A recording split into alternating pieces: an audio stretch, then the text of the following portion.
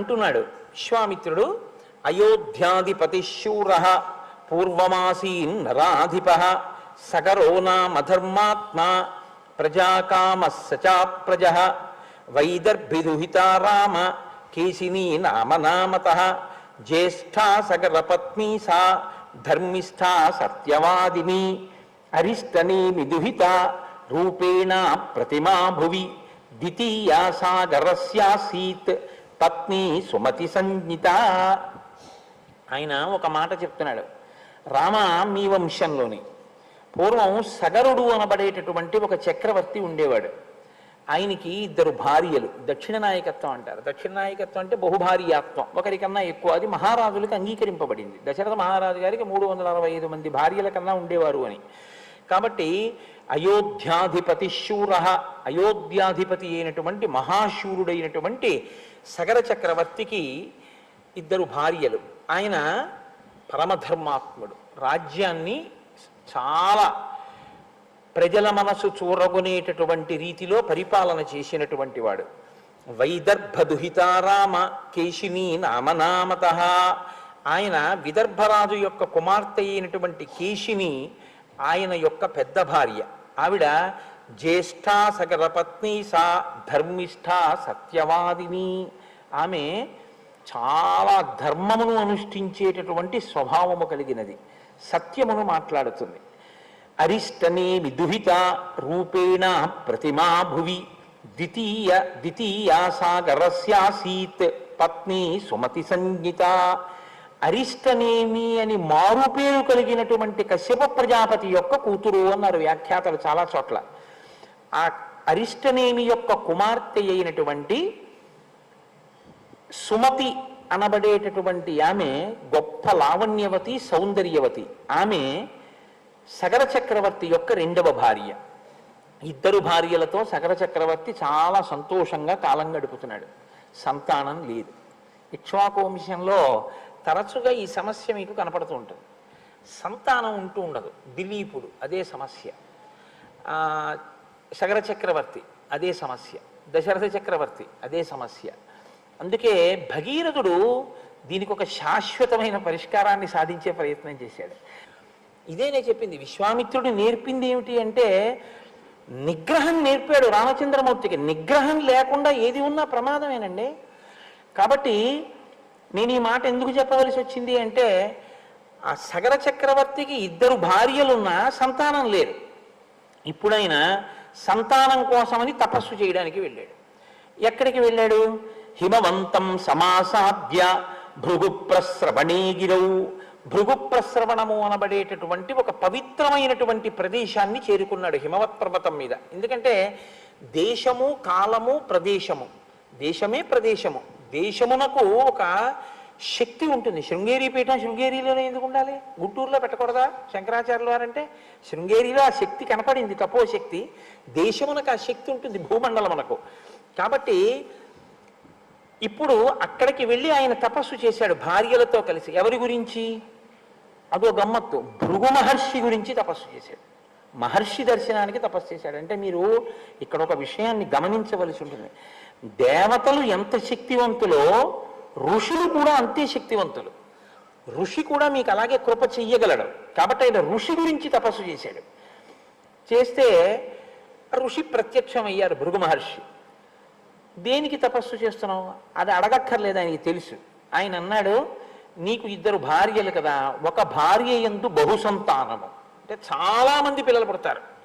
ఒక భార్య యందు వంశకరుడు జన్మిస్తాడు. చాలా తథాస్తు. ఆయన వెళ్ళిపోతున్నారు. కుతూహలం అని ఒకటి ఉంటుంది లోకంలో. కుతూహలం అన్నది ఎందులోంచి వస్తుందో తెలుసా అండి? మీ మనసు యొక్క స్థితిలోంచి వస్తుంది.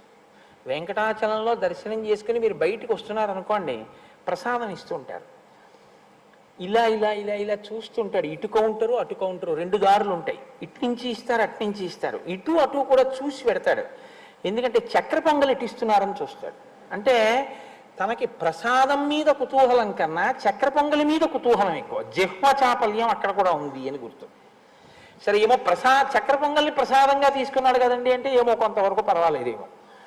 కానీ అదేంటండి, ఎట్టెడితే ఏదిస్తే అది ప్రసాదం అండి నాకు అన్నవాడికి అలా చూడక్కర్లేదు. అక్కడికి వెళ్ళి చెయ్యి పెట్టి చేతిలో ఏం పెడితే కళ్ళకు అద్దుకుని అది నోట్లో పెట్టుకుని వెళ్ళిపోతాడు కదా. కుతూహలం ఎక్కడ ఉంటుందో అంటే మనసు యొక్క స్థితిని బట్టి ప్రశ్న వస్తుంది ఎప్పుడూను.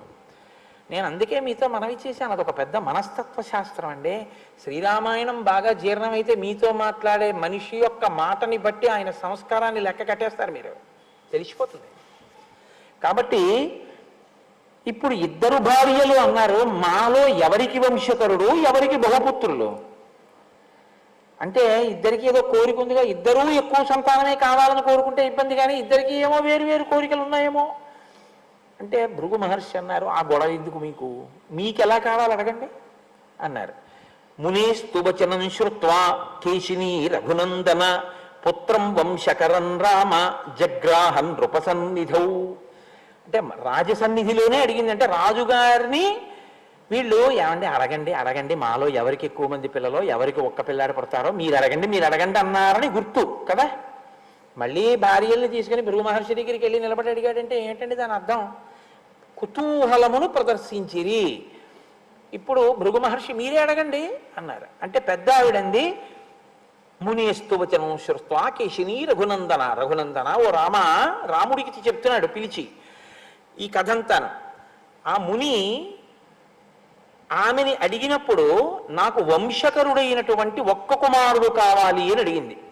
అందుకని మహర్షి అన్నారు, తథాస్తు, నీకు వంశకరుడైన కుమారుడు లభిస్తాడు.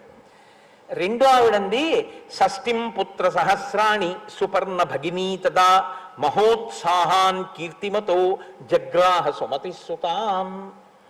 సుమతి రెండవ భార్య. ఈవిడ చాలా చిత్ర విచిత్రమైనటువంటి స్థితిలో ఉంటాయి ఒక్కొక్కరి మనస్సు. ఆ మాటకి ఉండేటటువంటి అర్థాన్ని తెలుసుకోకుండా, దాని లోతుపాతులు పరిశీలనం చేయకుండా గబుక్కుని ఉత్సాహపడిపోతే అలాగే ఉంటుంది.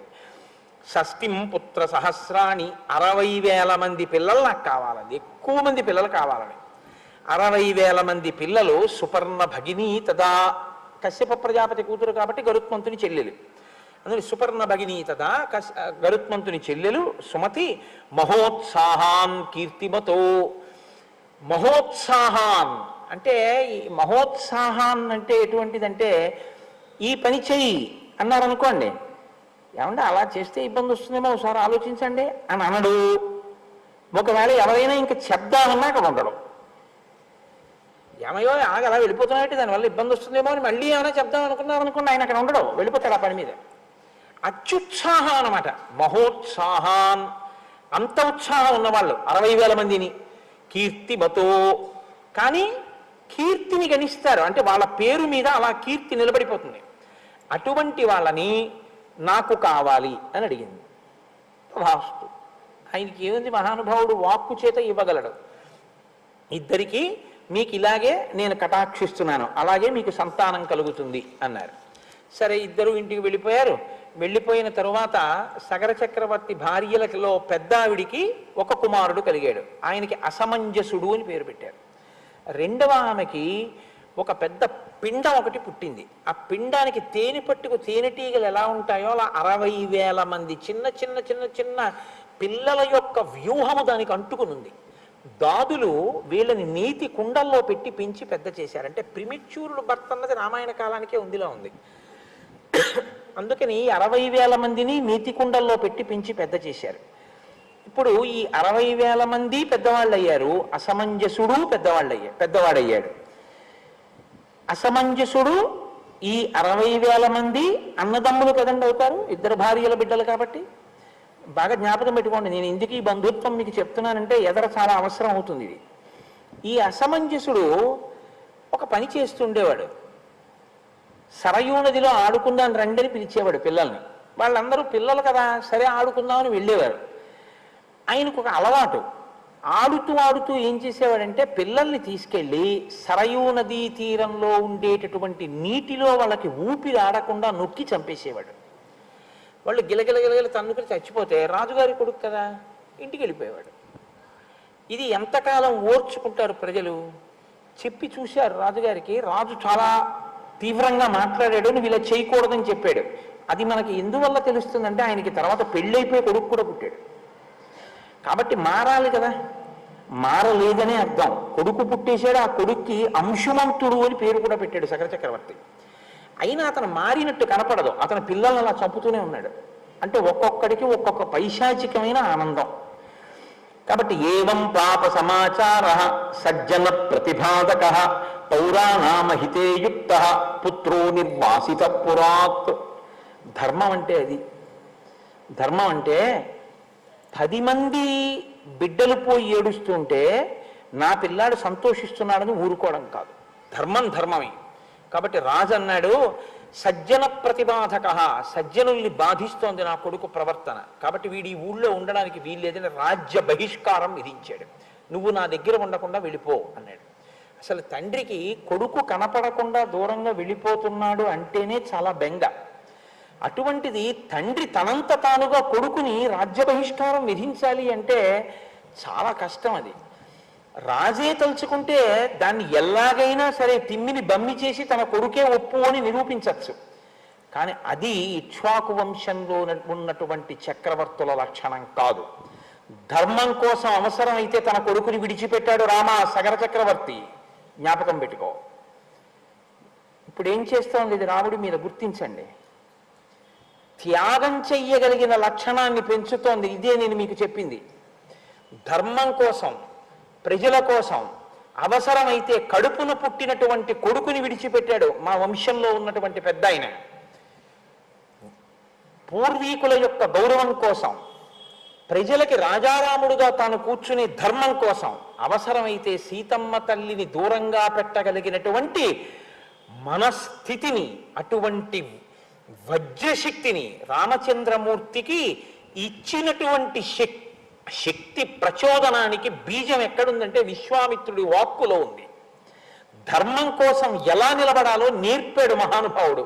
అందుకు చెప్తాడు, ఎక్కడ ఏ కథ చెప్పాలో చెప్తాడు. ఎంత అందంగా మాట్లాడతాడో చూడండి. అనుష్టుప్లో మాట్లాడతాడు, పెద్ద ఏం విశేషమైన వర్ణన చేయడు, ఒక్క మాట. కానీ అది జారిపోయింది అనుకోండి, ఆ మాట అది పట్టుకోలేదనుకోండి రాముడి వ్యక్తిత్వం దిద్దపడదు. గురువు నోటి వెంట వస్తున్నటువంటి మాట, ప్రతి మాటని పట్టుకోవడంలోనే అభ్యున్నతి ఉంటుంది. గురువు గారి పని ఏంది, మాట్లాడడమే పని అనుకుంటే శిష్యుడు ఉద్ధరణ పొందలేడు. ఏవం పాప సమాచార సజ్జన ప్రతిబాధక పౌరాణామహితే యుక్త పుత్రో నిర్వాసిత పురాత్. రాజ్యంలోంచి వెళ్ళగొట్టాడు. వెళ్ళగొట్టి ఆయన కొడుకైనటువంటి అంశుమంతుణ్ణి మాత్రం దగ్గర పెట్టుకున్నాడు. ఎందుకు పెట్టుకోవాలి అంటే, నువ్వు మీ అబ్బాయిని తీసుకుని అవతలపోవడం లేదు. నువ్వు మీ అబ్బాయిని తీసుకుని అవతలపోవడానికి అబ్బాయి చేసిన తప్పే ఉంది. మనవణ్ణి ఉంచుకున్నాడు. నేను కూడా నా నాన్నగారితో పోతానన్నాడు అనుకోండి, అయితే పోంటాడు. అలా అనలేదు వాడు. అంటే వాడు ధర్మాధర్మ విచక్షణ ఎరిగినవాడు, పిల్లవాడి స్థాయిలో ఉన్నవాడు. కాబట్టి నేను వాడంటున్నాను. మా నాన్నగారితో వెళ్తానని లేదు, మా తాతగారితో ఉంటానన్నాడు. అంటే తాతగారు బిడ్డన్ని విడిచిపెట్టేస్తే మా నాన్నగారిని పంపించిన మా తాతగారి ధర్మనిష్ట అంత గొప్పది అని తాతగారి పక్కన మనవడు ఉండిపోయాడు. తండ్రి ఆ స్థితి, కొడుకు ఈ స్థితి, పైన తండ్రి తాతగారిది ఆ స్థితి, మధ్యలో ఉన్నవాడిది ఇంత విచిత్రమైన స్థితి. ఎందుకు వస్తాయి ఇలాగా? అదే కర్మ ఫలితాలంటే. ఎంత గమ్మత్తుగా ఉంటుందో చూడండి. మీరు అదొక్కటి పట్టుకుని ఎంతైనా విశ్లేషణలోకి వెళ్ళచ్చు. రాముడి మనసులోకి నాటుకుపోతున్నాయి ఇవన్నీ. నేను పుట్టిన వంశం ఇంత గొప్పది, నా ముందు ఉన్నటువంటి వాళ్ళు అంత గొప్పవాళ్ళు, నేనొక్క పొరపాటు చేస్తే వాళ్ళందరూ సిగ్గుతో తలంచుకుంటారు. మా వంశంలో చెడ పుట్టాడు వీడి వల్ల మేమందరం ధర్మాత్ములమై కూడా ఇలా తల దించుకు నిలబడుతున్నాం, వీడు మా వంశంలో పుట్టినందుకు అని వాళ్ళు బాధపడతారు. నేను అలా ప్రవర్తించకూడదు. మా తాత మా తండ్రులు గౌరవింపబడాలి, నన్ను చూసి సంతోషించాలి, మా రాముడు ఇటువంటి వాడు అని వాళ్ళు సంతోషించాలి. అబ్బా, ఏమి అంశువంతుడు, ఏమి సగర చక్రవర్తి, ఏది చేస్తే ప్రభు రాజ్యంలోంచి పంపించేయచ్చు అంటే ఊరి క్షేమం కోసం అవసరమైతే తన కొడుకును వదిలేశాడు. తన కొడుక ఊరా అంటే ఊరే కొడుకు కాదు, ఇది ప్రభు అంటే. ఊరా కొడుక అంటే ఊరిపోతే పోయింది, నా కొడుకు బాగుండాలన్నవాడు ప్రభువుగా కూర్చోవడానికి అనర్హుడు కదండి. ఇది రామాయణం అంటే. ఇది నేర్పుతోంది, ఒక రాజుకుండవలసినటువంటి లక్షణాన్ని నేర్పుతోంది. ఇందులోంచి వచ్చాడు రాజారాముడు. ఈ రాజారాముడు మనకి ఆదర్శ పురుషుడయ్యాడు. చెక్కినవాడు విశ్వామిత్రుడు. అందుకే నాకు ఆయన పేరు చెప్తే చాలంత గౌరవం. నాకు బాలకాండ చెప్పడం అంటే ఎందుకు సంతోషం అంటే ఆ మహానుభావుడి పేరు 10 మాటలు ఉచ్చరిస్తానని సంతోషం. కాబట్టి విశ్వామిత్రుడే కాదు, లోకంలో ఎక్కడ ఏ గురుస్థానంలో ఉన్న వ్యక్తి అయినా నా దృష్టిలో ఆయన విశ్వామిత్ర తత్వం ఉన్నవాడే అని నేను నమ్ముతాను. కాబట్టి తస్య పుత్రోంశుమాన్ నామ అసమంజస్య వీర్యవాన్ సమ్మత సర్వలోకస్య సర్వస్యాపి ప్రియం వదః. ఆయన కుమారుడైనటువంటి అంటే అసమంజసుని కుమారుడైనటువంటి అంశుమంతుడు మాత్రం ధర్మాత్ముడై లోకంలో ఉండేటటువంటి ప్రజలందరి చేత ప్రేమింపబడి అందరి చేత గౌరవింపబడ్డాడు. సగర చక్రవర్తి చాలా సంతోషించారు అని ఆయన అన్నారు. సగర చక్రవర్తి అశ్వమేధయాగం చేశాడు అన్నారు. అంతే అని తర్వాత విషయానికి వెళ్ళిపోబోతున్నారు. ఆయన పరిశీలనం చేస్తాడు. ఇలా చెప్పినా వింటాడా? దాంట్లో వివరం తెలుసుకోవాలని ఏమైనా కోరుకుంటాడా? అందుకని అన్నారు, సగర చక్రవర్తి అశ్వమేధయాగం చేశాడయా, అశ్వమేధయాగం పూర్తయిపోయింది. తర్వాత ఆయన వంశంలో అంటున్నారు, ఆగండి ఆగండి ఆగండి ఆగండి గురువుగారు ఆగండి ఒక్కసారి, అశ్వమేధయాగం చేశారా? మా వంశంలో సగర చక్రవర్తి మా పూర్వీకుడు మహానుభావుడు. ఏం అశ్వమేధయాగం అండి, ఎంత గొప్పదండి అశ్వమేధయాగం అంటే. శ్రోతుమిచ్చామి భద్రంతే, గురువుగారు నన్ను కృప చెయ్యండి, వివరంగా చెప్పండి అని ఎలా అడుగుతాడు. గురువుగారు నన్ను కృప చెయ్యండి, శ్రోతుమిచ్చామి, నాకు బాగా వివరంగా వినాలనుంది. మహానుభావులు ఎంత గొప్పగా చేశారండి మా పూర్వీకులు, విస్తరేణ కథామిమాం, బాగా వివరించి నాకు చెప్పరా గురువుగారు నా మీద కృపచేత.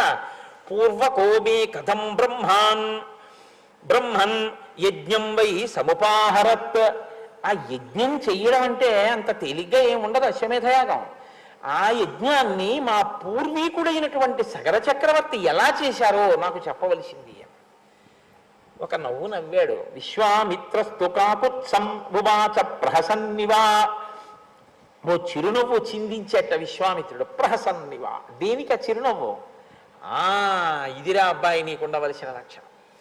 ఇప్పుడు 60,000 మంది ఒక భార్య పిల్లలు, రెండవ భార్య యొక్క పెద్ద భార్య యొక్క మనవడు, పెద్ద భార్య వైపు నుంచి వచ్చినటువంటి మనవడు. ఎందుకంటే అసమంజసుని యొక్క కొడుకైన అంశుమంతుడు, రెండవ భార్య యొక్క పుత్రులైన 60,000 మంది పిల్లలు. అంటే పిల్లలు 60,000 మంది ఉన్నారు, ఒక మనవడు ఉన్నాడు సగర చక్రవర్తి. ఈయన అశ్వమేధయాగాన్ని సంకల్పం చేశారు. సంకల్పం చేసి గుర్రాన్ని విడిచిపెట్టాడు. ఏమిటి ధైర్యం? 60,000 మంది కొడుకులే ఉన్నారు. ఈ భూమి 60,000 యోజనములట. 60,000 యోజనములు కాబట్టి యోజనానికి ఓ పిల్లాడు వెళ్ళినా గుర్రాన్ని ఎవడో ఎత్తుకుపోలేడు కదండి. కాబట్టి అశ్వమేధయాగం చేద్దాం అనుకున్నాడు. అనుకుని గుర్రాన్ని విడిచిపెట్టాడు. చిత్రం ఏం జరిగిందంటే, రాక్షసీం తనుమాస్థాయ యజ్ఞీయాశ్వమపాహరత్ హ్రియమాణీ తుకాకుత్స తస్మిన్నశ్వే మహాత్మనః.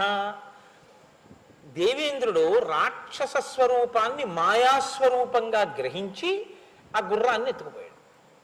ఎత్తుకుపోతే ఇప్పుడు ఆ గుర్రం కనపడలేదు. ఆ గుర్రానికి రక్షకులుగా వెళ్ళిన వాళ్ళు వెనక్కి వచ్చేసారు. వెనక్కి వచ్చేసి సగర చక్రవర్తి యజ్ఞ దీక్షలో ఉన్నాడు. అటు ఇటు కదలకూడదు దీక్షలో ఉన్నప్పుడు, అందుకని యజ్ఞ దీక్షలో ఉన్నాడు. ఆయన దగ్గరికి వచ్చి చెప్పారు, గుర్రాన్ని ఎవరో ఎత్తుకుపోయారండి అన్నారు. ఇప్పుడు గుర్రం కనపడకపోతే, గుర్రం తిరిగి రాకపోతే యజమానికి క్రతువు చేయిస్తున్న వాళ్ళకి కూడా అది అరిష్టం. కాబట్టి ఎలాగైనా గుర్రం తిరిగి రావాలి సగర చక్రవర్తి. కాబట్టి నువ్వు జాగ్రత్త, నువ్వు వెళ్ళడానికి వీల్లేదు, యజ్ఞ దీక్షలో ఉన్నావు, కాబట్టి ఎవరినైనా పంపు అన్నాడు. ఆయన 60,000 మంది పిల్లల్ని పిలిచాడు. మహోత్సాహం కదండి వాళ్ళు, చెప్పగా వెళ్ళిపోతారంతే ఇంకా పని మీద. ఏకైక యోజనం పుత్ర విస్తారం అధిగచ్చత యావత్ తురంగ సందర్శ తావత్ ఖనతమేదినీం అన్నాడు. అంటే చూడండి, మనం కోపం వచ్చేస్తే ఎందుకు కనపడతారా, వెతికేసేయండి అంతే శుభ్రంగా, ఎక్కడివక్కడ వెతకండి అంటాను చూసారా. అలా ఎందుకు కనపడదు గుర్రం? 60,000 యోజనాల భూమిని మీ 60,000 మంది ఒక్కొక్కడు ఒక్కొక్క యోజనం తరపున భూమినంతటిని గోతులు పెట్టి తవ్వేసి వెతికేయండి, ఎక్కడ ఉంటుంది గుర్రం, కనపడి తీరుతుంది అన్నాడు. ఇది వెతకడం విషయంలో ఉపయోగించిన మాట వ్యగ్రత. అంటే గుర్రం పోయిందన్నటువంటి తాపత్రయంలో వాళ్ళు మహోత్సాహం, వాళ్ళు ఏం చేశారో తెలుసా అండి, యోజనాయామ విస్తారం ఏకైకో ధరణీతలం బిబుధు పురుష వ్యాఘ్ర వజ్రస్పర్శ సమైర్నఖై. వజ్రాల్లాంటి గోళ్లతో వాళ్ళు 60,000 యోజనముల భూమిని గోతులు కింద తవ్వేశారు. ఈ తవ్వేయడం ఎంత దూరం తవ్వేశారో తెలుసా అండి? 60,000 మంది కలిసి పెట్టినటువంటి గోతులకి ఆ గోళ్లతో తవ్వేస్తే పాతాళ లోకం దగ్గరికి వెళ్ళిపోయారు. ఇంతంత గోతులు పెడితే ఈ మధ్యలో పన్నగములు కనపడ్డాయి, రాక్షసులు కనపడ్డారు. కనపడ్డ వాళ్ళందరినీ చంపుకుంటూ మా గుర్రం పోయింది, మా గుర్రాన్ని మీరే ఎత్తుకుపోయి ఉంటారు, మా గుర్రం కనపడేదాకా మేము వదిలిపెట్టాం, తవ్వేస్తామని తవ్వేస్తున్నారు. తవ్వుకుంటూ వెళ్ళిపోయారు. ఎంత దూరం వెళ్ళిపోయినా వాళ్ళకి గుర్రం కనపడలేదు. వాళ్ళు ఏం చేశారంటే మళ్ళీ తిరిగి తండ్రి దగ్గరికి వచ్చారు. నాన్నగారు, మీరు చెప్పినట్టే భూమిని అంతటినీ తవ్వేశాం, పాతాళం దాకా వెళ్ళిపోయాం, మాకు గుర్రం కనపడలేదు నాన్నగారండి అన్నారు. ఈలోగా వీళ్ళు ఊరుకుంటారా? మిగిలినటువంటి వాళ్ళు దేవతలు, గంధర్వులు, అసురులు, నాగులు వీళ్ళందరూ కూడా వీళ్ళిలా భూమినంతటినీ పాడు చేసేస్తుంటే ఇబ్బందికి లోనైపోతున్నారు. వాళ్ళందరూ మరణిస్తున్నారు వీళ్ళ వల్ల. కాబట్టి వీళ్ళందరూ కలిసి చతుర్ముఖ బ్రహ్మగారి దగ్గరికి వెళ్ళారు. వెళ్ళి, ఏమండి వాళ్ళ 60,000 మంది భూమిని పాతాళం వరకు గోతులు తవ్వేస్తున్నారు, ఇన్ని జాతులు మరణిస్తున్నాయి వాళ్ళ చేతిలో, కాబట్టి ఇప్పుడు దీనికి పరిష్కారం ఏమిటి, ఎలా భూమి రక్షింపబడుతుందని అడిగారు. అయితే బ్రహ్మగారు అన్నారు, మీరేం కంగారు పడకండ్రా, ఇది ఇలా జరగాలని రాసి పెట్టుంది, దానికి ఒక కారణం ఉంది, మీకు నేను ఏదైనా చెప్తాను. భగవన్ పృథివీ సర్వ ఖన్యతే సగరాత్మజై బహవశ్చ మహాత్మానో హన్యంతే తలవాసినః అయం యజ్ఞహరోస్మాకం అనేనాశ్వోపనీయతే ఇతి తే సర్వభూతాని నిఘ్నంతి సగరాత్మజాః. ఈ పృథివినంతటినీ గోతులు పెట్టి ఈ సగర చక్రవర్తి యొక్క బిడ్డలు ఇన్ని భూతములను చంపుతున్నారు. దీనికి ఏమిటి పరిష్కారం అంటే, యస్యేయం వసుధాకృత్స్న వాసుదేవస్య ధీమతః కాపిలం రూపమాస్థాయ ధారయత్యనిశం ధరాం తస్య కోపాగ్నినా దగ్ధ భవిష్యంతి నృపాత్మజాః. ఈ మాటలన్నీ చాలా జాగ్రత్తగా జ్ఞాపకం పెట్టుకోవలసినటువంటి మాటలు. ఆయన అన్నాడు, బ్రహ్మగారు ఏమీ పెద్ద కంగారు పడిపోలేదు. ఒరే నాయన, ఈ భూమి వాసుదేవుడిదిరా అన్నాడు. రామాయణంలో ఈ ఒక్క మాట అర్థమైతే మీరు దేనికి అహంకరించవలసిన అవసరం ఉండదు. ఈశ్వరుడు నాకు 1 సెంటు భూమి ఇవ్వలేదనుకోండి, ఒరే నీకు భూమి ఎందుకురా, నీకు ఇంకోలా బతికే అవకాశం నేను ఇస్తాను, హాయిగా అలా బతుకు అన్నాడు ఈశ్వరుడు. కాబట్టి ఆయనది అది ఇవ్వకుండా ఇంకోటి ఇచ్చి బతకమన్నాడని సంతోషిస్తారు కదండి. మీకు 10,000 ఎకరాల భూమి ఉంది, మీది కాదుగా, వాసుదేవుడిది, మరి మీకెందుకు ఇచ్చాడు? కొన్నాళ్ళు దాన్ని మిమ్మల్ని అనుభవించి దాని మీద వచ్చేటటువంటి ఫలంతో, ఐశ్వర్యంతో, సుఖంగా ఆయనది అన్న బుద్ధితో బతకమని ఇచ్చాడు. నాది అన్నారనుకోండి సగరుల్లాగే ఉంటుంది, ఆయనది నాకు ఇచ్చాడు అన్నారనుకోండి ప్రసాదం అవుతుంది, అంతే తేడా. కాబట్టి వాసుదేవుడిది వీళ్ళదిగా తవ్వేస్తున్నారు రే. కాబట్టి ఇప్పుడు ఆయన ఏం చేస్తాడు, ఆయనే చంపేస్తాడు వాళ్ళని. మీరేం బెంగెట్టుకోకండి, మీరు వెళ్ళిపోండి. ప్రస్తుతం కపిల రూపంలో ఉన్నాడు విష్ణు భగవానుడు, ఆయన చేతిలో చచ్చిపోతారు వాళ్ళు. అలా నిర్ణయింపబడిపోయిందిరా, మీరు వెళ్ళిపోండి, ఏం పర్వాలేదు అన్నాడు ఆయన. నాకు ఒక విషయం జ్ఞాపకానికి వస్తుంది. రామకృష్ణ పరమహంస దగ్గరికి వెళ్ళి ఒక శిష్యుడు అడిగాట, ఈశ్వరుడు ఎప్పుడైనా పకపక నవ్వుతాడా అండి అని అడిగారు. అడిగితే రామకృష్ణ పరమహంస అన్నారు, అసలు ఈశ్వరుడు చేసేదే ఆ పని, ఎప్పుడూ పకపక నవ్వుతూనే ఉంటాడన్నారు. అయ్యో ఎందుకండి అలా పకపక ఎప్పుడూ నవ్వుతూ ఉండడం అని అడిగారు. అడిగితే టేపు పట్టుకుని భూమిని కొలతలు వేసుకుని ఇది నాదని రిజిస్ట్రేషన్ చేయించుకున్న వాళ్ళు చాలామంది నా దగ్గరికి వచ్చేసారు, మళ్ళీ వాళ్ళు ఎంతమంది బయలుదేరి కొలత వేసుకుంటున్నారో నవ్వుతుంటాడు రా ఈశ్వరుడు అన్నారు. నిజం కదండి. పేరెంట్ డీడ్ ఎంతమందికి మారిందో, ఎవడిది ఆఖరికి? ఇది ఈశ్వరుడిది. ఏమి పిచ్చి, నాదని పిచ్చి, ఆ పిచ్చితోటి పాడు చేసుకోవాలి. కాబట్టి యస్యేయం వసుధాకృత్స్న వాసుదేవస్య ధీమతః కాపిలం రూపమాస్థాయ ధారయత్యనిశం ధరాం తస్య కోపాగ్నినా దగ్ధ భవిష్యంతి నృపాత్మజాః. భవిష్యత్తులో ఆయన కోపానికి వీళ్ళు భస్మరాశి అయిపోతారు. సరే, ఈలోగా వాళ్ళు మళ్ళీ తండ్రి దగ్గరికి వెళ్ళాడు. తండ్రి అన్నాడు, ఎందుకు వెనక్కి వచ్చారు మీరు? గుర్రం కనపడేంత వరకు అలా తవ్వుకుంటూ వెళ్ళిపోండి అంతే, భూమిని ఎక్కడ అక్కడ ఉంటుంది, అలా తవ్వుతూ వెళ్ళండి, ఎక్కడ దాచినా మీకు దొరుకుతుంది అన్నాడు. మళ్ళీ వెళ్ళారు 60,000 మంది. ఇప్పుడు ఎంత దూరం వరకు వెళ్ళిపోయిందో తెలుసా అండి? వాళ్ళు గొయ్యి పెట్టి తవ్వుకుంటూ వెళ్ళిపోవడం.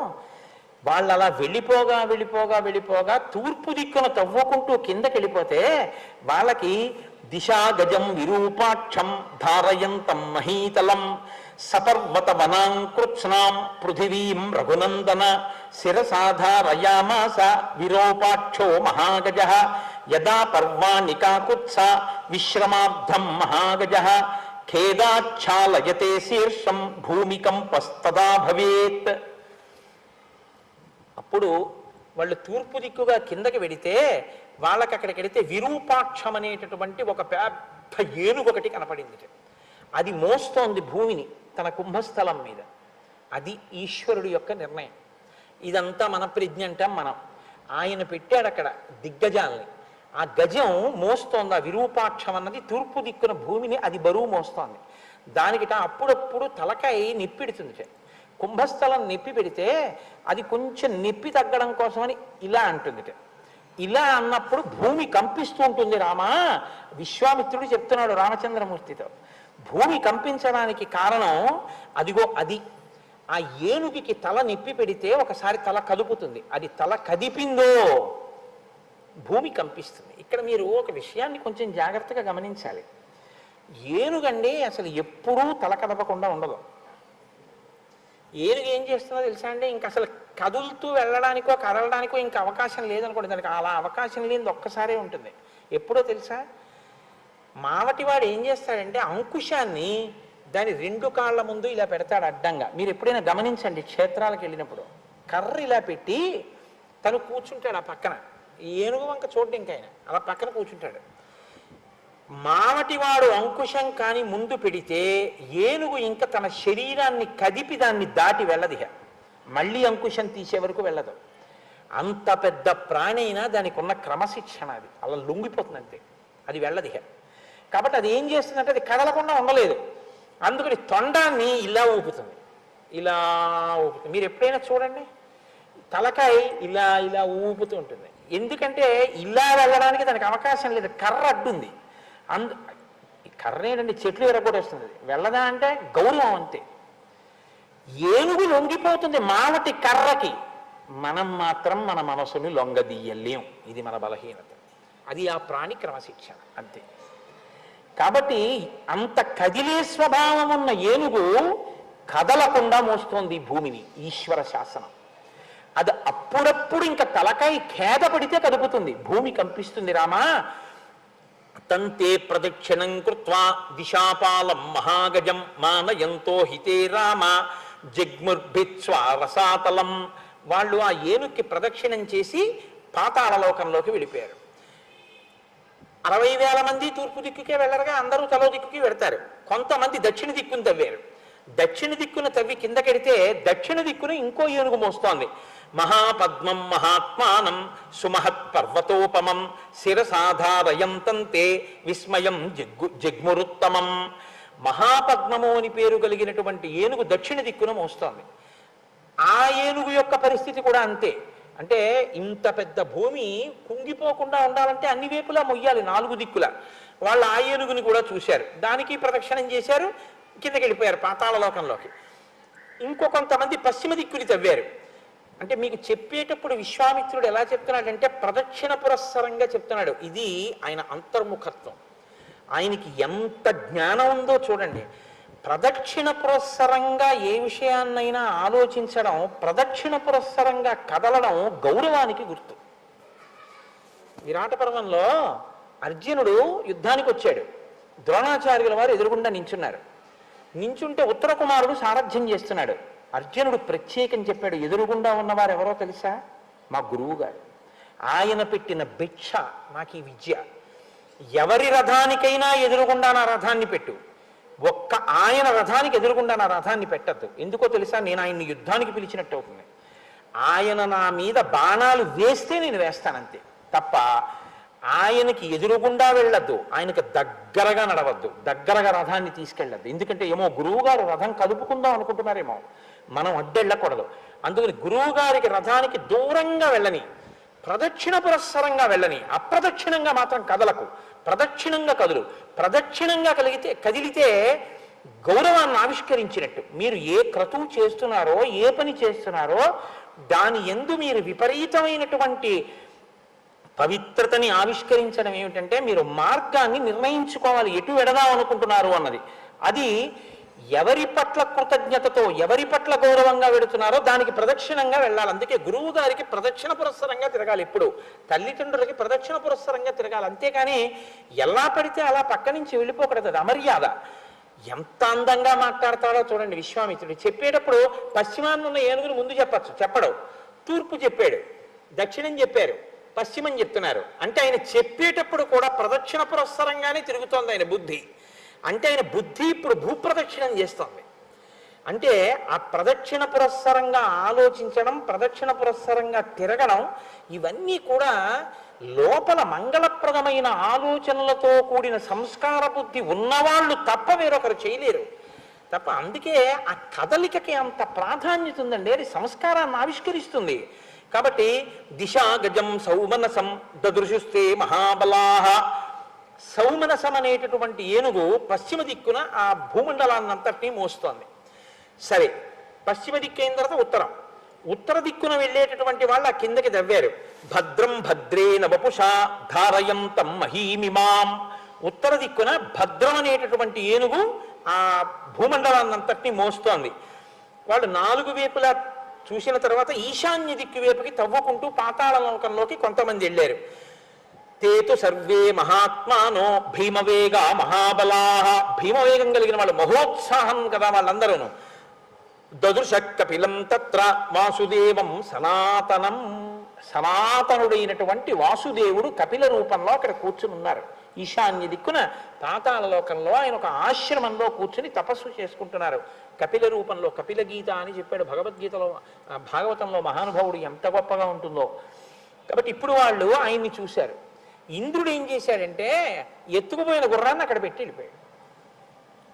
ఇప్పుడు వీళ్ళందరూ దాన్ని చూడగానే హయం చతస్య దేవస్య చరంతం అవిదూరతః ప్రహర్షమతులం ప్రాప్త సర్వాతే రఘునందన తేతం హయహరం జ్ఞాత్వా క్రోధపర్యాకులేక్షణాః ఖనిత్రలాంగలధరా నానావృక్షశిలాధరాః.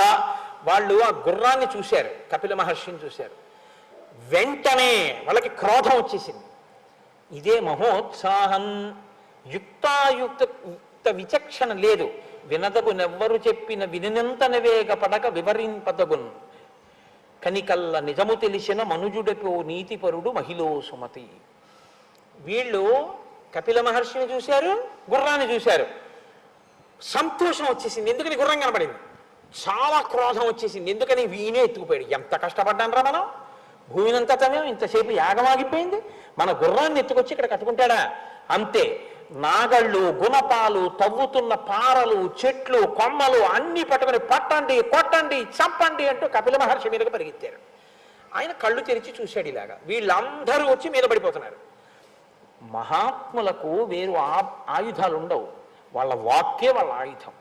శ్రుత్వా తు వచనం తేషాం కపిలో రఘునందన రోషేణ మహతావిష్టో హుంకారమకరోత్తదా తతస్తేనా ప్రమేయేణ కపిలేన మహాత్మన భస్మరాశి కృతా సర్వే కాకుత్స సగరాత్మజా. కాకుత్స వంశంలో జన్మించిన ఓ రామ, ఏమైందో తెలుసా? వీళ్ళందరూ మీద పడిపోతుంటే అన్ని దిక్కుల నుంచి పాతాళ లోకంలోకి దిగిపోయిన వాళ్ళు 60,000 మంది కపిలుడి మీద పడ్డారు. ఆయన ఒక్కసారి కళ్ళు తెరిచి చూసి, ఏమిరా మీ అందరు ఇలా మీద పడుతున్నారని హుంకార మకరోత్తదా, హుం అని ఒక హుంకారం చేశాడు ఆయన కోపంతో. అని కళ్ళు పెద్దవి చేసి ఇలా చూశాడు కోపంతో. అంతే, భస్మరాశి కృతా సర్వే కాకుత్స సగరాత్మజా. 60,000 మంది బూది కుప్పలైపోయి కింద పడిపోయారు. ఇప్పుడు గుర్రం దొరికింది, తీసుకెళ్లేవాడు లేడు. అలా కూర్చునే ఉన్నాడు సగర చక్రవర్తి. చాలా కాలం అయిపోయింది, 60,000 మంది తిరిగి రాలేదు. చాలా జాగ్రత్తగా గమనించండి, అత్యుత్సాహము ఎంత ప్రమాదకరమో నేర్పుతున్నాడు రామచంద్రమూర్తికి. ఒక విషయాన్ని చేసే ముందు బాగా ఆలోచించి చెయ్యాలి. మీరు శ్రీరామాయణంలో తర్వాత గమనించండి, రామచంద్రమూర్తి మీద ఈ కథ ఎంత ప్రభావాన్ని చూపిస్తుందో మీకు తెలుస్తుంది. కిష్కింధకాండ వస్తుంది మీకు ఎదర. అందులో అన్ని దిక్కులకి వానరాల్ని పంపిస్తూ ఉంటాడు. అన్ని దిక్కులకి వానరాల్ని పంపిస్తున్నా రాముడు అలా వింటూ కూర్చున్నాడు అంతే. ఎవ్వరితో ఆయన ఏం మాట్లాడలేదు.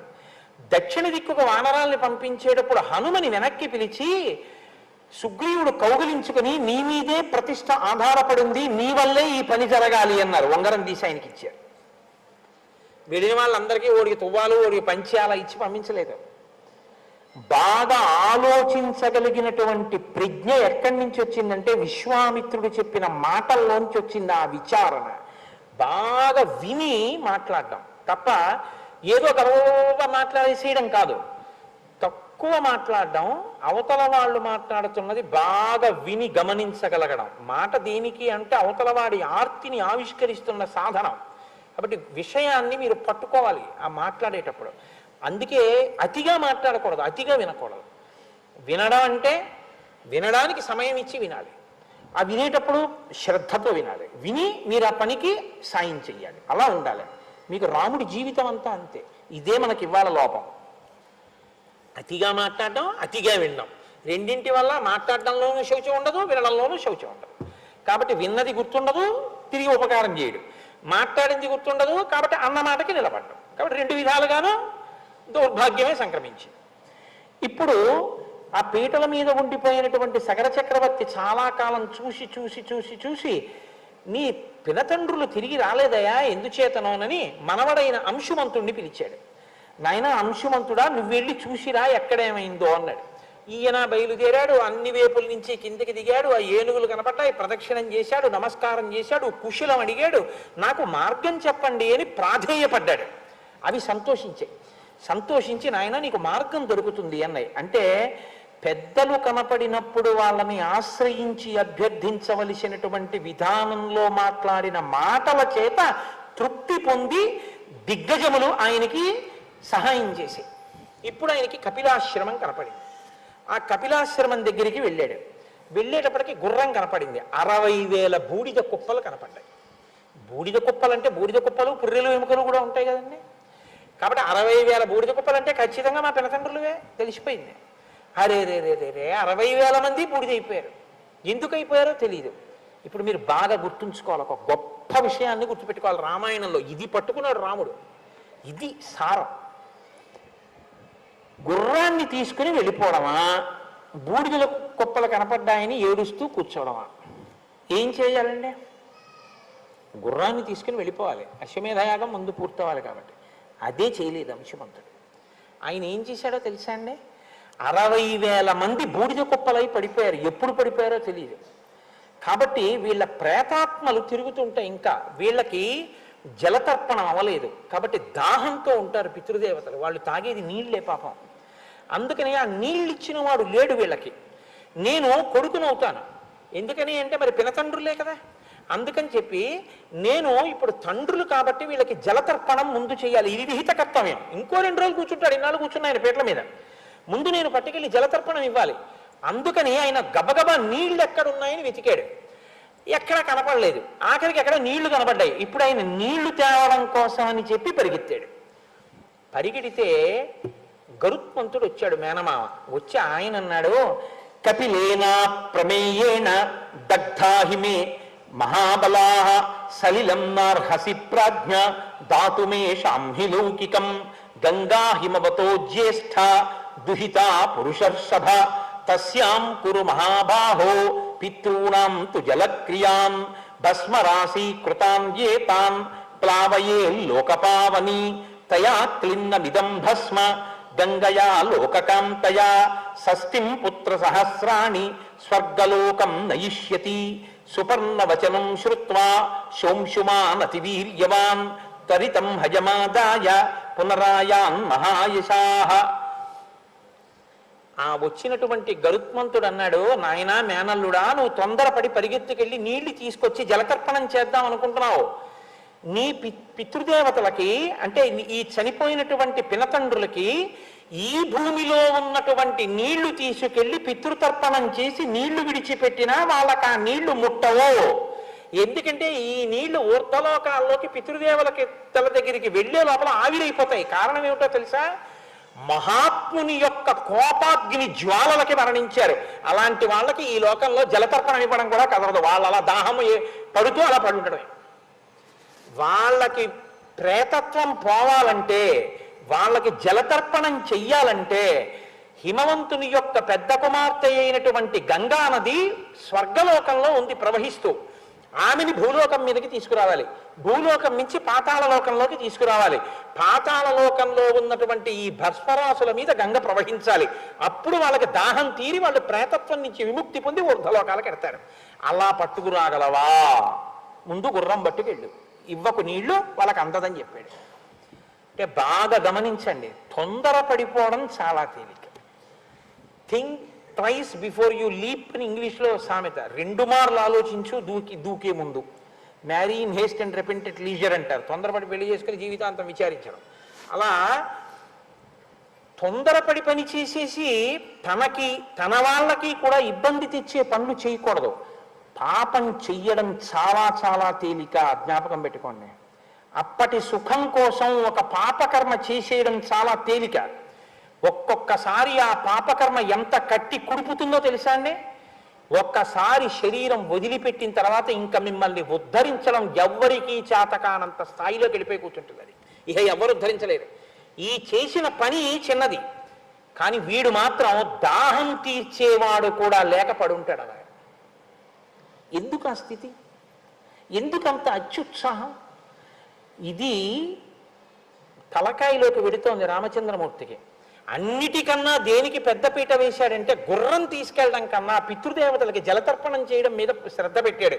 పితృదేవతలకి శ్రాద్ధకర్మ చెయ్యడం అనేటటువంటిది ఎంత ముఖ్యమైనటువంటి విషయమో మనకు అర్థమవుతుంది.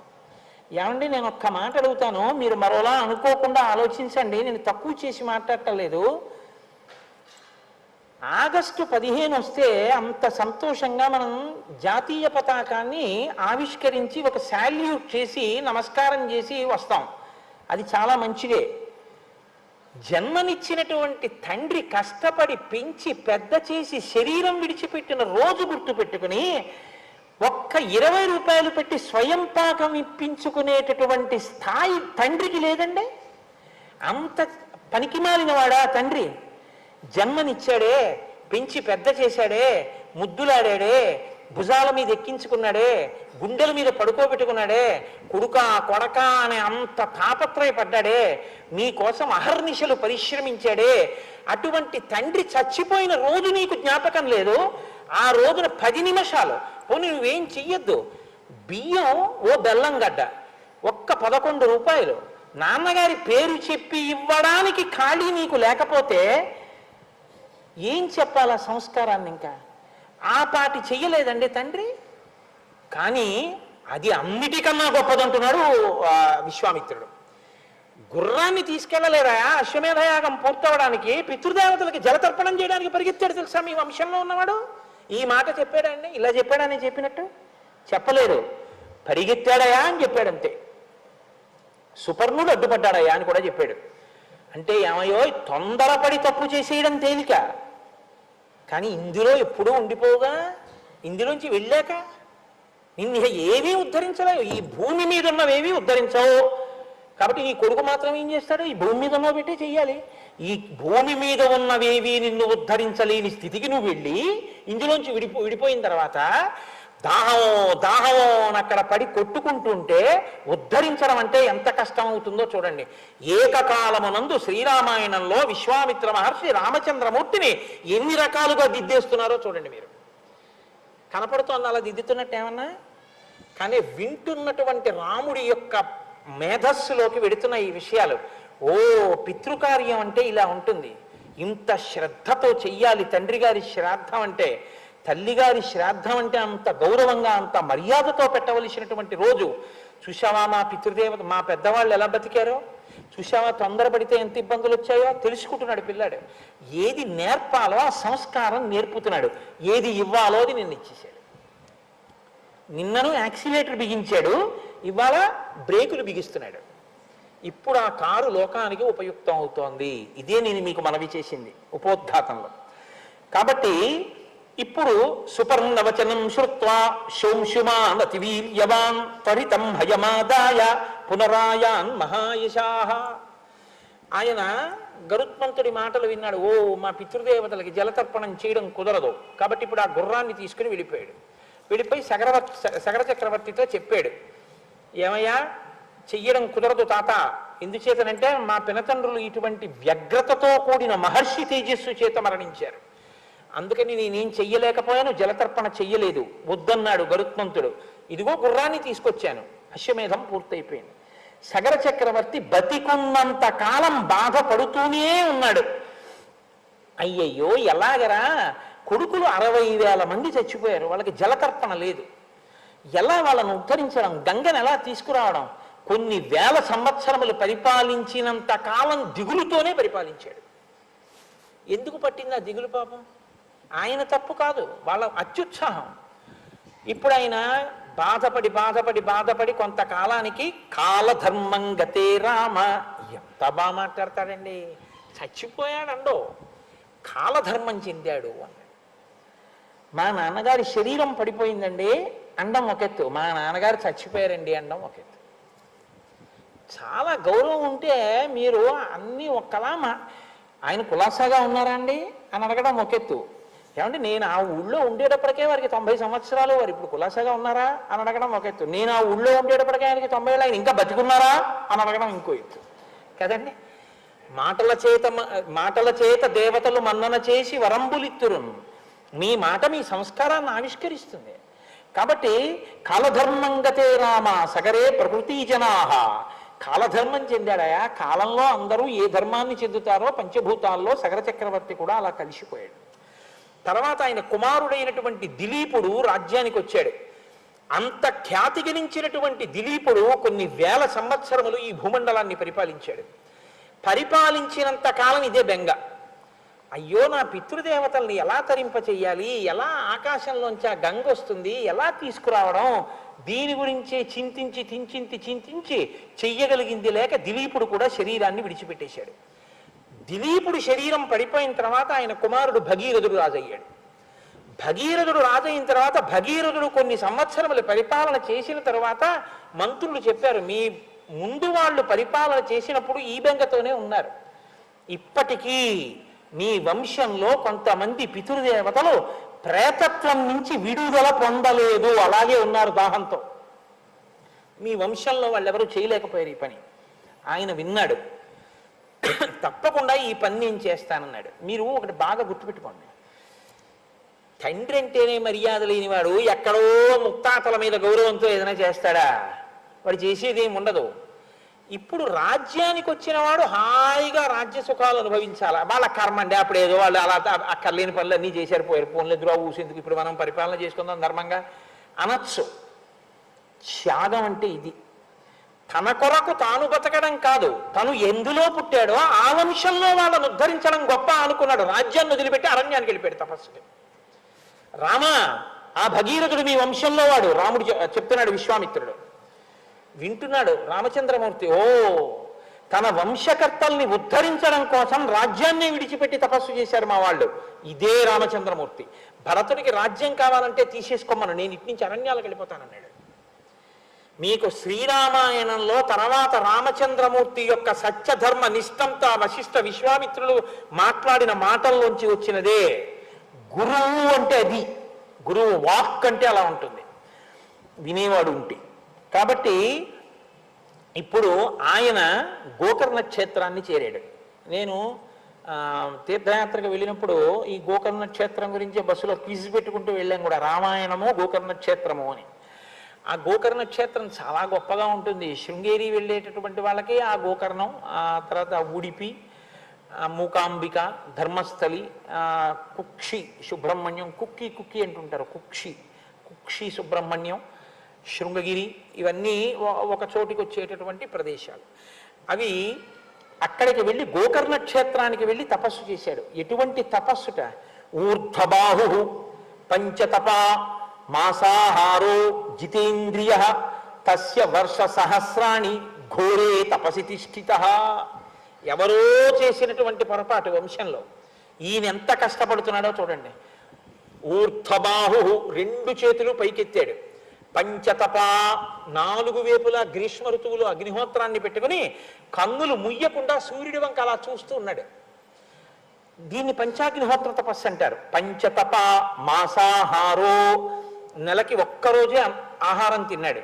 జితేంద్రియ, ఇంద్రియములను గెలిచి నిలబడ్డాడు. తస్య వర్ష సహస్రాన్ని 1000 ఏళ్ల తపస్సు చేశాడు. ఘోరే తపసితి స్థిత, ఘోరమైన తపస్సులో బ్రహ్మగారి గురించి అలా నిలబడ్డాడు. ఇప్పుడు చతుర్ముఖ బ్రహ్మగారు ప్రీతి చెందారు. అబ్బా ఎంత ఘోరమైన తపస్సు చేస్తున్నాడు రా, ఆయన దిగొచ్చారు. భగీరథ మహాభాగ ప్రీతస్తేహం జనీశ్వర తపసాచ సుతప్తేన వరం వరయ సువ్రత. నాయనా నీకేం కావాలి? నీ తపస్సు చేత ప్రీతి చెందాను, నీకేం కావాలో కోరుకో ఇస్తానన్నారు. ఆయన అన్నారు, గంగాయాః సలిలక్లిన్నే భస్మన్యేషాం మహాత్మనాం స్వర్గం గచ్చేయురత్యంతం సర్వే మే ప్రపితామహాః దేయాచ సంతతిర్దేవ నావసీదేత్ కులంచనః ఇక్ష్వాకూణాం కులే దేవ ఏషమేస్తు వరపరః. మా ప్రపితామహులైనటువంటి వారు పితృ పితామహ ప్రపితామహ. ప్రపితామహులైనటువంటి వాళ్ళంటే ముత్తాతలు దాహం కూడా తీరకుండా ప్రేతత్వం విడవడానికి వీలు లేకుండా పడున్నారు. కపిల మహర్షి యొక్క ఆగ్రహ జ్వాలలకు భస్మరాశులై వాళ్ళ మించి గంగ ప్రవహించాలి. అందుకని స్వర్గలోకం నుంచి గంగని విడిచిపెట్టండి, ఇది నా మొదటి వరం. 2, ఏమి ప్రారంధమో తెలియదు కానీ మా ఇక్ష్వాకు వంశంలో ఎప్పుడూ సంతానం కోసం ఇబ్బందులు పడుతున్నారు. మా ఇక్ష్వాకు వంశం సంతానానికి ఇబ్బంది పడకుండా మా వంశము ఎప్పుడూ సంతోషంగా పుత్రపౌత్రాభివృద్ధిగా ఉండేటట్టుగా అనుగ్రహించవలసింది. అంటే చతుర్ముఖ బ్రహ్మగారు చూసి అన్నారు, తప్పకుండా ఇందులో ఒక వరం నేను నీకు ఇచ్చేస్తున్నాను. ఇక్ష్వాకు వంశంలో ఇంకా సంతానానికి ఇబ్బంది లేకుండా తప్పకుండా వంశం కొనసాగుతుంది, బిడ్డలు పుడతారు. కానీ నాయన గంగ ఆకాశంలోంచి పాతాళలోకంలోకి రావాలన్నావే, ఆ కోరిక నేను తీర్చలేను. ఎందుకో తెలుసా? గంగాయాః పతనం రాజన్ పృథివీన సహిష్యసి పృథివీన సహిష్యతి తాం వై ధారయితుం వీరనామ్యం పశ్యామి శూలినః. గంగ ఆకాశంలోంచి కాని భూమి మీద పడిందా, పాతాళలోకానికి వెళ్ళాలంటే ముందు భూమి మీద పడాలి.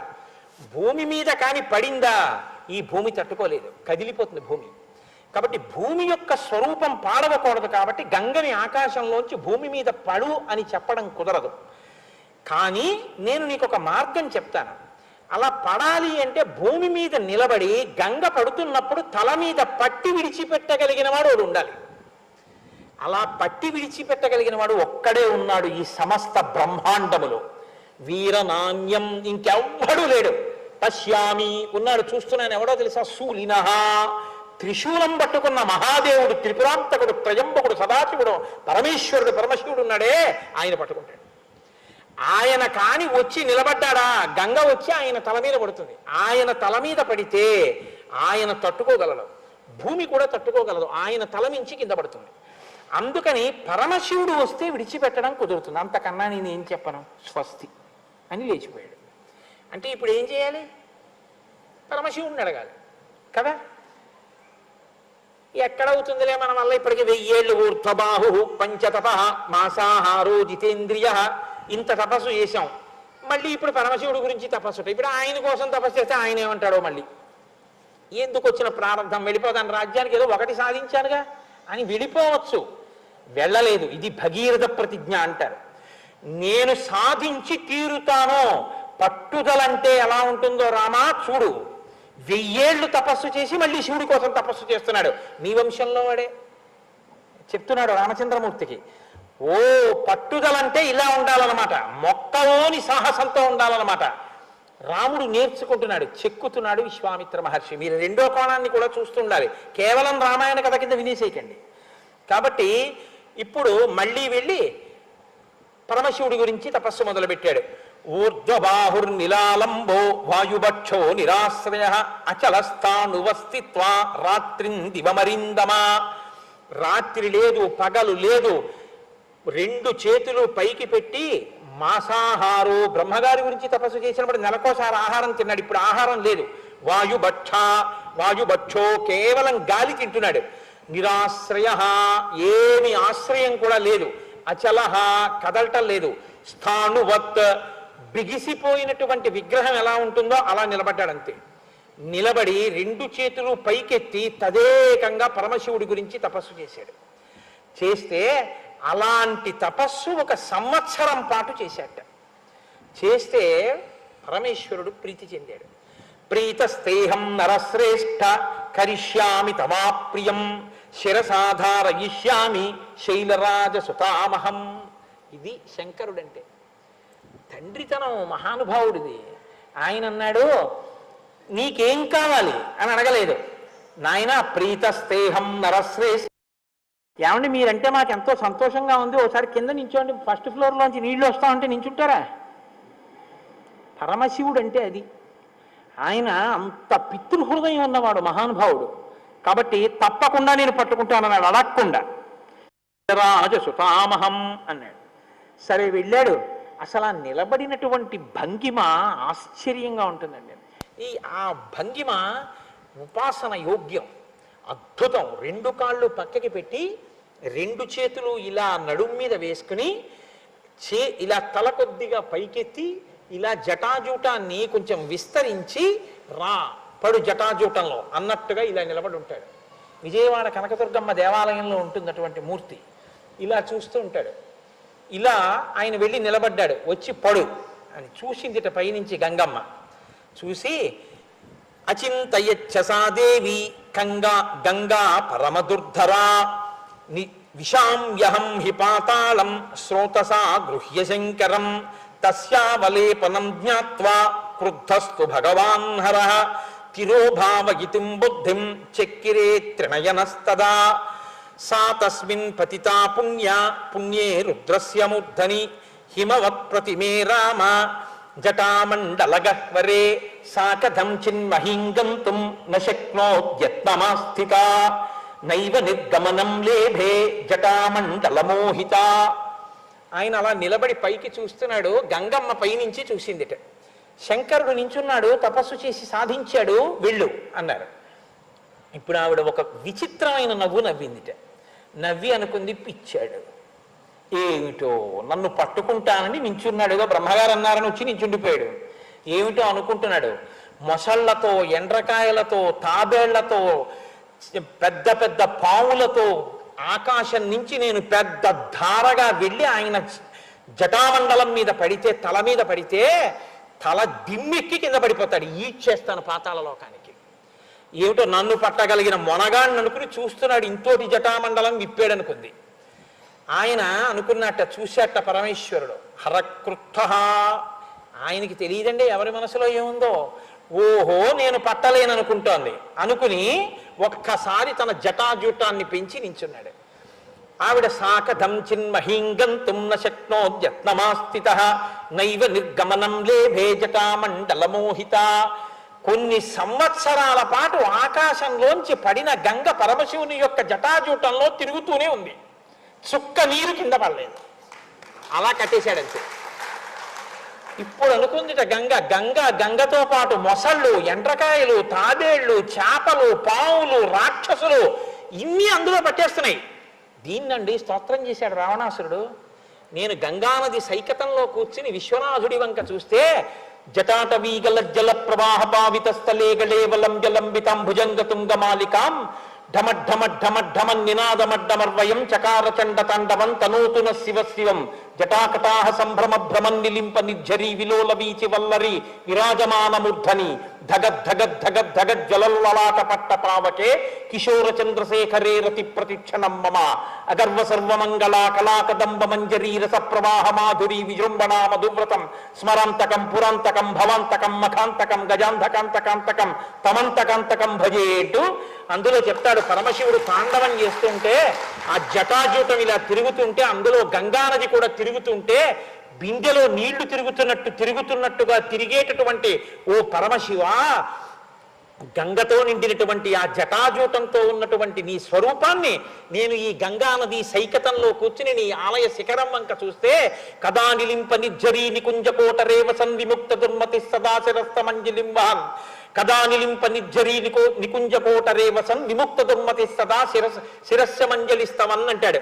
నేను ఇక్కడ ఈ సైకతంలోంచి చూస్తుంటే నాకు సాకార రూపుడవై ఎప్పుడు కనపడతావో విశ్వనాథ అన్నాడు. అటువంటి గంగని పట్టి తాండవం చేసేటటువంటి పరమశివ స్వరూపం యొక్క గొప్పతనం ఏమిటో చూసింది గంగ. పడుతూనే ఉంది సంవత్సరాల పాటు. దేవతలందరూ వచ్చేశారు, యక్షులు, గంధర్వులు, కిన్నెరులు, కింపురుషులు అంతఃపురాం లాంటి విమానాలతో వచ్చి ఆకాశం అంతా నిండిపోయారట. ఏమాశ్చర్యం! అక్కడ భగీరథుడు, ఇక్కడ పరమశివుడు పడుతున్న గంగా చుక్క నీరు కింద పట్టలేదు. అలా పట్టేశాడు మహానుభావుడు. అహంకరించింది గంగా అని చూశాడు. భగీరథుడు మళ్ళీ తపస్సు చేశాడు. ఇంకా మనం ఏం చేస్తాం లేని వెళ్ళిపోలేదు. ఇది భగీరథ ప్రయత్నం అంటారు. మళ్ళీ తపస్సు చేశాడు. అయ్యా, ఆవిడ అహంకారము బాగుంది, మీ కోపము బాగుంది, కట్టేశారు, మా పితృదేవతలు ఎప్పుడు తరిస్తారు, అయ్యా విడిచిపెట్టండి అన్నాడు. గంగమ్మ కూడా చిన్నబుచ్చుకుంది. ఏమో అనుకున్నాను శంకరుడు అంటే మహానుభావుడు, తెలియక ఈయన జటామండలంలో నేను ఇలా ఉండిపోవలసిందే అనుకుంది. అప్పుడు ఆయన విడిచిపెట్టేశాడు గంగని జటాజూటంలోంచి. అంత నీరు, ఎంత ట్యాంక్ అండి అది, ఆ ఓవర్ హెడ్ వాటర్ ట్యాంకు. ఎన్నేళ్ల నుంచి పడినటువంటి గంగని పట్టినటువంటి స్టోర్ అంటే నిల్వ ఉందా నీరు, దాన్ని ఒక్కసారి విడిచిపెట్టేట జటామండలంలోంచి, అన్ని వేపుల నుంచి విడిచిపెడితే హ్లాది నీప వన్నీచైవ నళినీచ తథాపరా. తూర్పు దిక్కుగా హ్లాదిని, పావని, నళిని అనేటటువంటి 3 పాయల కింద గంగ ప్రవహించి వెళ్ళిపోయింది. అదే గంగ శుచక్షుశ్చైవ సీత చా సింధుశ్చైవ మహానది. పశ్చిమ దిక్కుకి సుచక్షువు, సీత, సింధువు, మహానది సింధువు అనేటటువంటి పేర్లతో పశ్చిమ దిక్కుకు పడింది. పడి అటువైపుకి ప్రవహించింది. 7వ పాయ భగీరథుడిని అనుసరించి పాతాళలోకం వైపుకి ప్రయాణం చేస్తోందంటే ఆయనకి తెలిసి ఎక్కడున్నాయో సగరపుత్రుల యొక్క భస్మరాశులు. అందుకని ఆయన ముందు రథం మీద భగీరథుడు వెళుతున్నాడు, వెనక గంగ ప్రవహించి వెళ్ళిపోతోంది. ముందు భగీరథుడు, వెనక గంగ వెళ్ళిపోతుంటే చూశారట. అక్కడి నుంచి పడుతున్న గంగా పరమశివుడి జటాజూటం, ఆయన ఒళ్ళంతా తడిసిపోయి పడుతున్న గంగ ప్రవాహం, ఆ గంగలో వెళ్ళిపోతున్నటువంటి పావులు, మొసళ్ళు, ఎండ్రకాయలు, ముందు భగీరథుడు, ఆయన వెనక వెళ్ళిపోతున్న గంగ కొన్ని చోట్ల కింద పడుతూ, కొన్ని చోట్ల పైకి లేస్తూ, కొన్ని చోట్ల తుంపర్లు కక్కుతూ, కొన్ని చోట్ల గుద్దుకుంటూ, కొన్ని చోట్ల చప్పుడు చేస్తూ, కొన్ని చోట్ల సుడులు తిరుగుతూ అది వెళ్ళిపోతుంటే గగనాశంకర శిరస్తతో ధరణిమాశ్రిత వ్యసత్పత జలం తత్ర తీవ్ర శబ్ద పురస్కృతం. బ్రహ్మాండమైనటువంటి ఘోష, చప్పుడు, రంగతుంగ తరంగ సంఘములతో, రంజిల్లు ఘోషంబుతో, బంగారంబగు పొంగుతో, నురగతో, పువ్వాట తుంపర్లతో, భంగుం సల్పుతు జంఘలించుతున్న భో భగము నుండి జారం గంగమ్మను దల్చితే శిరమునన్ రంజిల్లుతున్ శంకర అంటారు. అలాంటి గంగావతరణం. ఆ గంగమ్మని పట్టి విడిచిపెడుతుంటే, గంగమ్మ వెడుతుంటే చూశారట అందరూ. మత్స్య కచ్చప సంఘైశ్చాసింసుమార గణైస్తథా పతద్ధి పతితైశ్చాన్యైః వ్యరోచత వసుంధరా. ఆ దేవతలు, యక్ష, గంధర్వ, కిన్నెర, కింపురుషాది సమస్త జాతులు ఆకాశంలో నిలబడిపోయాయి. ఆ నిలబడిపోతే వాళ్ళ విమానాల కాంతులు మేఘాల కాంతులతో కలిసిపోయిట. పడిపోతున్నటువంటి గంగ కాంతులు హంసల గుంపులు పడిపోతున్నట్టున్నాయిట. అందులో మెరిసిపోతున్నటువంటి చేపలు, మెరిసిపోతున్న మొసళ్ళు, మెరిసిపోతున్న పావులు, వీటి మెరుపులతో ఆకాశం నిండిపోయిందిట. కింద పడిన గంగ వెళ్ళిపోతుంటే ఆ ప్రవాహపు కాంతులు, నురుగు, శబ్దం, కొన్ని చోట్ల వంకర్లు తిరుగుతోంది, పైకెక్కుతోంది, కింద పడుతోంది, ముంచెత్తుతోంది. వెళ్ళిపోతుంటే చూశారట, ఏమి అదృష్టం రా నిజంగానని. గగనాశంకరస్థిత తతో ధరణిమాశ్రితా. అప్పుడు వీళ్ళందరూ చూసి సామాన్యమైనటువంటి గంగావతరణమా అని తత్ర దేవర్షి గంధర్వామ సుధా తలవాసిన భవాంగపతి తంతో యం పవిత్రమితి పస్పృశు. ఆ పాపాలు చేసి స్వర్గలోకం నుంచి కింద పడిపోయినటువంటి వాళ్ళు, పుణ్యం అయిపోయి కింద పడిపోయినటువంటి వాళ్ళు, పాపంతో ఉన్నటువంటి వాళ్ళందరూ సాక్షాత్ పరమశివుని యొక్క జటాజూటాన్ని, ఆయన శరీరాన్ని తాకి కింద పడుతున్న గంగ అని, అంత వేగంతో పడుతున్నటువంటి గంగలో తల పెట్టడం సాధ్యం కాదు కాబట్టి, తల వ్రక్కలైపోతుంది కాబట్టి నీళ్లు ముట్టుకుని ఇలా చల్లుకుంటున్నారట. చల్లుకోగానే పాపరాశంతా దగ్ధమైపోయి మళ్ళీ వాళ్ళు విమానాల్లో ఊర్ధ్వలోకాలకు వెళ్ళిపోతున్నారట. ఊర్ధ్వలోకాల్లో ఉన్న వాళ్ళు ఇది చూసి, అమ్మ బాబో ఇటువంటి గంగ మనకి దొరుకుతుందా, ఇటువంటి సన్నివేశం దొరుకుతుందా, వెళ్ళి స్నానం చేద్దామని విమానాలు దిగిపోతున్నాయి, స్నానం చేస్తున్నారు, విమానాలు పైకి ఎక్కేస్తున్నాయి. ఏమి గంగావతరణం, ఏమి ప్రవాహం. ముందు భగీరథుడు, వెనక గంగా చూసి తీరాలని గంగా ప్రవాహానికి 2 పక్కల ఒడ్ల మించి ఎన్ని వేల రథాలు వెళ్ళిపోతున్నాయి. ఇన్ని రథాల సవ్వడి, ఇంత గంగా ప్రవాహం. ముందు భగీరథుడు వెనక్కి చూస్తూ వచ్చేస్తున్న గంగని చూస్తూ సంతోషపడిపోతూ వెళ్ళిపోతున్నాడు.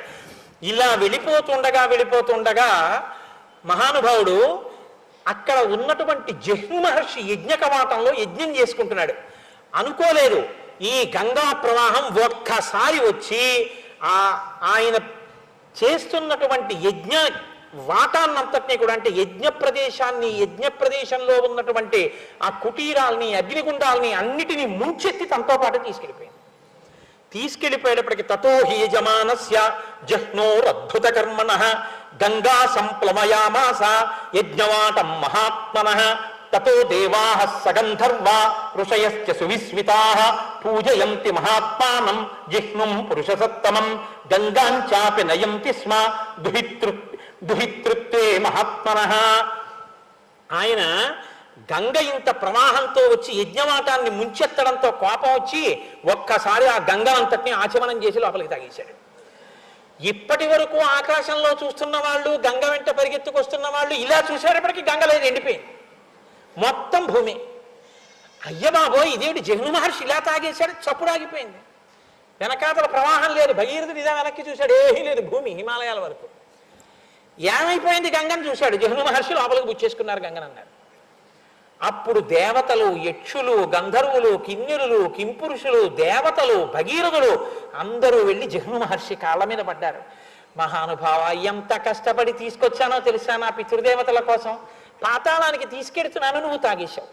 మహానుభావ, నా మీద కారుణ్యం వహించి విడిచిపెట్టవయ్యా, ప్రవాహానికి లక్షణం కదా ముంచెత్తడం, నన్ను క్షమించి విడిచిపెట్టన్నారు. తప్పకుండా విడిచిపెట్టేస్తానని చెప్పి తన కుడి చెవిలోంచి గంగధారనంతటిని వెళ్ళి వదిలిపెట్టేశాడు. జహ్ను మహర్షి యొక్క కుడి చెవిలోంచి పుట్టింది కాబట్టి తస్మాత్ జహ్నుసుతా గంగా ప్రోచ్యతే జాహ్నవీతి చ జగామచ పునర్గంగా భగీరథ రథానుగా. అంతే. ఇప్పుడు పరమశివుడి యొక్క తలమించి పడి ఇలా వచ్చి ఆయన నోట్లోకి తాగబడి మళ్ళీ ఆయన కుడి చెవిలోంచి విడిచిపెట్టబడి మళ్ళీ భగీరథుడి యొక్క రథం వెనకాల వెళ్ళిపోతుంది. ఇలా వెళ్ళిపోతున్నటువంటి గంగా ప్రవాహాన్ని చూసి ఇంకో అద్భుతం, చూడండి చూడండి ఆయన చెవిలోంచి ఎలా వచ్చేస్తుందో గంగా. ఆయన శరీరంలోంచి పుట్టింది కాబట్టి వీడికి జాహ్నవి అని పిలుద్దామన్నారట. జాహ్నవి జాహ్నవి అని అందరూ పువ్వులేసి పూజ చేశారు. ముందు భగీరథుడు మళ్ళీ సంతోషంగా వెళుతున్నాడు, మళ్ళీ గంగ వెళ్ళిపోతుంది. మళ్ళీ దేవతలు ఆశ్చర్యపోయారు, మళ్ళీ గంగ పరిగెత్తింది, మళ్ళీ అందరూ పరిగెత్తున్నారు. మళ్ళీ రథాలు, మళ్ళీ స్నానాలు, మళ్ళీ పైకి వెళ్ళేవాడు, మళ్ళీ కిందకి వెళ్ళేవాడు. గంగావతరణం అంటే అదో పెద్ద హడావిడితో కూడుకున్న విశేషం అండి. ఆఖరికి అందరూ కలిసి వెళ్ళారు. వెళ్ళి భగీరథుడు పాతాళలోకంలో పితృదేవతల యొక్క భస్మ రాసులు పడి ఉన్నటువంటి ప్రాంతం దగ్గరికి వెళ్ళి రథాన్ని పక్కకి పెట్టాడు. ఒక్కసారి ఈ గంగానది వచ్చి బూది పైకి రేగిపోయేటట్టుగా ఈ బూడిద కుప్పలన్నిటి నుంచి ప్రవహించింది. భస్మన్ యథా ప్లుతే రామ గంగాయా సరిలే నవై సర్వలోక ప్రభుర్బ్రహ్మ రాజానమిదబ్రవీత్. ఎప్పుడైతే ఈ బూడిద కుప్పల నుంచి ఒక్కసారి గంగ ప్రవహించిందో వాళ్ళందరికీ దాహం తీరిపోయి వాళ్ళ ప్రేతత్వం పోయి వాళ్ళందరూ స్వర్గలోకానికి వెళ్ళిపోయారు, 60,000 మంది. అప్పుడు పరిగెత్తుకుంటూ చతుర్ముఖ బ్రహ్మగారు హంసవాహనం ఎక్కి వచ్చాడు. నాయనా, లోకంలో దుర్లభం, ఎవ్వరూ సాధించలేనటువంటిది, అత్యద్భుతమైనటువంటి కర్మ చేశావు. గంగని స్వర్గలోకంలోంచి భూమి మీదకి దింపి పాతాళ లోకానికి తీసుకెళ్ళావు. నీ పితృదేవతలు తరించారు. ఇది ఎవ్వరూ సాధించలేని ప్రజ్ఞ. నీ కష్టంతో, నీ తపస్సుతో ఆకాశంలో ఉన్న గంగ భూమి మీదకి వచ్చింది కాబట్టి ఇక నుంచి గంగ నీ కుమార్తెగా పరిగణింపబడుతుంది. గంగని భాగీరథి అని పిలుస్తా ఉన్నాడు. అని గంగా త్రిపదగా రాజన్ దివ్యా భాగీరథీతి చ త్రీన్ పదో భావయంతీతి తతస్త్రిపదగా స్మృత. ఆకాశం నుంచి భూమి మీద పడి భూమి నుంచి పాతాళలోకానికి వెళ్ళింది కాబట్టి గంగకి త్రిపథగా అని పేరు. గంగ భగీరథుని యొక్క ప్రయత్నంతో వచ్చింది కాబట్టి భాగీరథి అని పేరు. జిహ్నువు తాగి విడిచిపెట్టారు కాబట్టి జాహ్నవి అని పేరు. ఇన్ని పేర్లు మార్చుకుంటూ గంగ ఆఖరికి ఇక్ష్వాకు వంశంలో ప్రభవించి మహోత్సాహంతో ప్రవర్తించి లేనిపోని కష్టాలు కొని తెచ్చుకున్నటువంటి ఆ సగరులు 60,000 మందిని తరింపచేసింది. అటువంటి గంగ భూలోకం మీదకొచ్చినటువంటి ఈ కథావృత్తాంతం ఏదైతే ఉందో, ఏషతే రామ గంగాయ విస్తరోభిహితో మయా స్వస్తి ప్రాప్నుహి భద్రం తే సంధ్యాకాలోతి వర్తతే అని నోరు తెరుచుకు వింటున్నాడు రామచంద్రమూర్తి. రామా, ఇది గంగావతరణం విన్నావా? సంధ్యాకాలం దాటిపోతోంది, లే సంధ్యావందనం చేద్దాం అన్నాడు. లేచాడు కానీ రామచంద్రమూర్తి మనసంతా నిండిపోయింది. అబ్బా, ఏమి మా పితృదేవతలు, ఏమి ప్రయత్నం, ఏమి గంగావతరణం, ఇంతటి కీర్తి సాధించిన మహాపురుషులు, ఇంతటి స్థితిని పొందినవారు, ఇటువంటి వారు నా పితృదేవతలై ఉన్నారు. నేను ఎంత గౌరవంగా ప్రవర్తించాలి, వాళ్ళ కీర్తిని నేను ఎంత నిలబెట్టాలి. చిన్న పిల్లాడు ఆ వంశం గురించి విని నాకు ఎంత బాధ్యత ఉందో అనుకుంటున్నాడు. చెక్కాడు విశ్వామిత్రుడు. ఇన్ని చెప్పాడు కదా అని విని విని అలసిపోయావని ఇంకా చెప్పలేదు. సంధ్యాకాలం దాటిపోతోంది నాయన, లే. విహిత కర్మాచరణం మాత్రం విడిచిపెట్టాడు. సంధ్యావందనానికి లేవలసింది, లే పద సంధ్యావందనం చేసుకొద్దాం, కాలం దాటిపోతోందని. ఇప్పుడు వాల్మీకి మహర్షి అంటారు, ఆయన ఎప్పుడు ఫలశ్రుతి చెప్పరు అసలు. ఆయన అన్నారు, ధన్యం యశస్వమాయుష్యం పుత్రం స్వర్గమతీవచ యశ్రావయతి విప్రేషు క్షత్రియేష్వితరేషు చ ప్రీయంతే పితరస్తస్య ప్రీయంతే దైవతాని చ ఇదమాఖ్యానమవ్యగ్రో గంగావతరణం శుభం యశృణోతి చ కాకుత్స సర్వాన్ కామానువాప్నుయాత్ సర్వే పాపాః ప్రణశ్యంతి ఆయు కీర్తిశ్చ వర్ధతే. వాల్మీకి మహర్షి ఇన్ని చెప్పాలి అంటే అది ఎంత పవిత్రమైన ఆఖ్యానమై ఉంటుందో మీరు ఆలోచించండి. రామ, ఎవరైతే ఈ గంగావతరణాన్ని ప్రశస్తమైన మనస్సుతో అంటే నమ్మకంతో కూర్చుని నమస్కరించి విని సంతోషిస్తున్నారో వాళ్ళకి ధన్యం, వాళ్ళు ధన్యులవుతారు. యశస్వం, కీర్తివంతులవుతారు.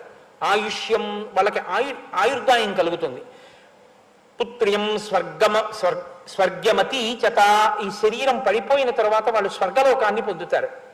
యశ్రావయతి విప్రేషు క్షత్రియేష్వితరేషు చ, ఇది విన్నటువంటి సమస్త మనుష్యులు ఎవరు విన్నారో వాళ్ళందరూ, వాళ్ళు ఏ ఏ సంప్రదాయాలకి ఏ ఏ కులములకు చెందిన వారైనా సరే అందరూ కూడా ప్రియంతే పితరస్తస్య, గంగావతరణం కథ జీవితంలో విన్న రోజున వాళ్ళ పితృదేవతలందరూ ఎంతో సంతోషిస్తారు, మా వాళ్ళు ఇవాళ గంగావతరణం విన్నారు అని.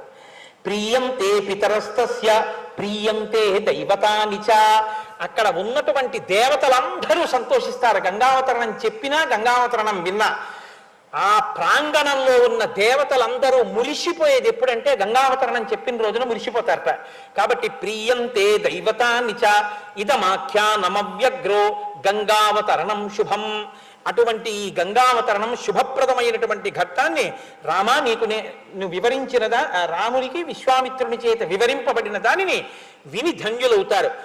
యశృణోతి చ కాకుత్స సర్వాన్ కామానువాప్నుయాత్, గంగావతరణ ఘట్టాన్ని విన్నటువంటి వాళ్ళకి ఏవి అభ్యున్నతి కల్పిస్తాయో అటువంటి కోరికలన్నీ కూడా తీరుతాయి.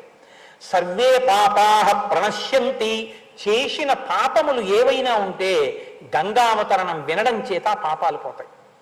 ఆయు కీర్తిశ్చ వర్ధతే, ఆయువు కీర్తి వర్ధిల్లుతాయి.